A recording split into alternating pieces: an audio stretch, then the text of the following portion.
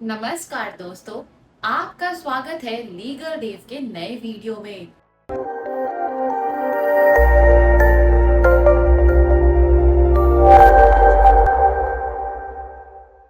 आज हम बात करेंगे एक इम्पोर्टेंट और फ्रीक्वेंटली पूछे गए सवाल के बारे में। स्टार्टअप इंडिया रजिस्ट्रेशन और कंपनी रजिस्ट्रेशन में क्या अंतर है? तो चलिए शुरू करते हैं। दोस्तों, पहले समझते हैं कि स्टार्टअप इंडिया रजिस्ट्रेशन क्या है।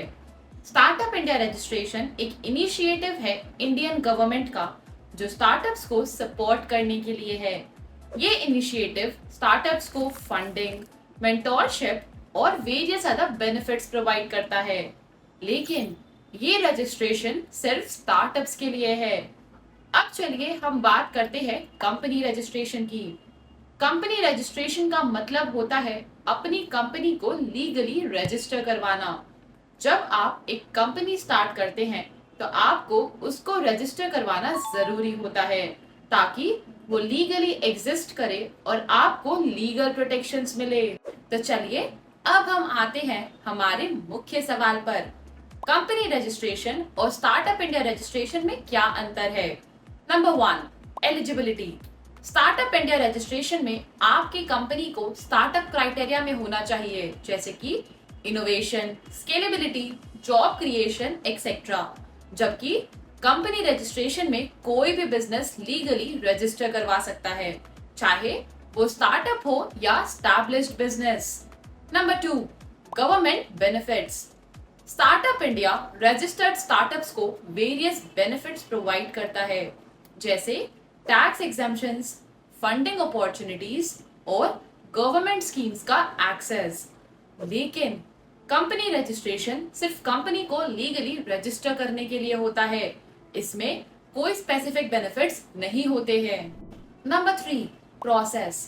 स्टार्टअप इंडिया रजिस्ट्रेशन के लिए स्पेसिफिक एप्लीकेशन प्रोसेस होता है, जिसमें आपको अपने स्टार्टअप का कॉन्सेप्ट और एलिजिबिलिटी डेमोन्स्ट्रेट करना होता है।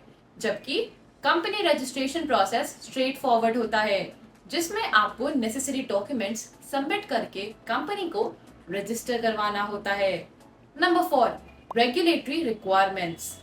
स्टार्टअप इंडिया रजिस्ट्रेशन में गवर्नमेंट स्पेसिफिक क्राइटेरिया के बेस पर स्टार्टअप्स को सपोर्ट करता है, जैसे कि टेक्नोलॉजी इनोवेशन, जॉब क्रिएशन और scalability.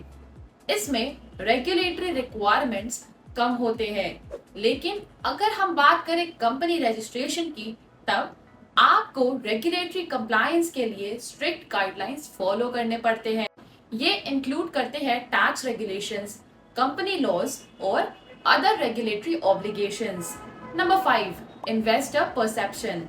Startup India registered startups को इन्वेस्टर्स ऑफन व्यू करते हैं as potential growth opportunities due to government backing and support systems. लेकिन कंपनी रजिस्ट्रेशन वाले बिजनेसेस में इन्वेस्टर्स परसीव करते हैं them as more stable and established since they have undergone formal registration process.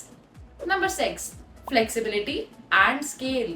Startup India registration startups को flexibility provide करता है to experiment and innovate without heavy regulatory burdens initially, allowing them to scale quickly.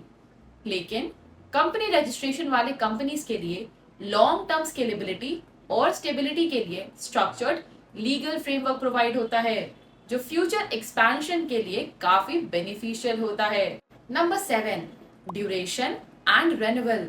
Startup India registration का duration initial years के लिए होता है और renewal के लिए स्पेसिफिक क्राइटेरिया होते हैं based on the startups performance and growth. लेकिन कंपनी रजिस्ट्रेशन टिपिकली इनडेफिनिट होता है, लेकिन रेन्यूअल और कंप्लायंस रिक्वायरमेंट्स रेगुलर इंटरवल्स पर होते रहते हैं।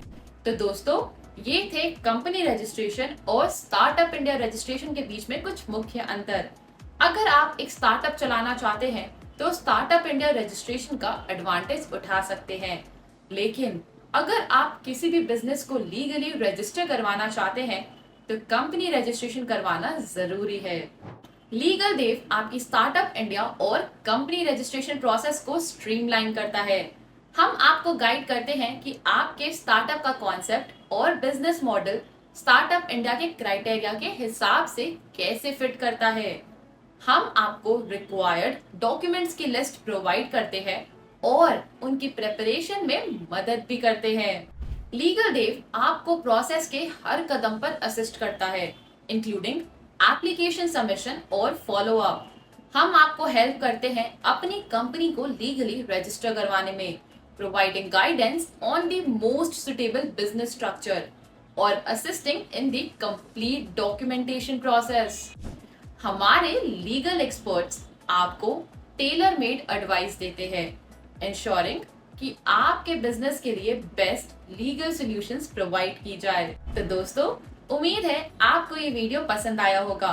अगर आपके पास कोई और सवाल है तो कमेंट सेक्शन में जरूर लिखें और जल्दी से हमारे YouTube चैनल लीगल देव को सब्सक्राइब कर ले। धन्यवाद। हम मिलते हैं आपसे अगली वीडियो में।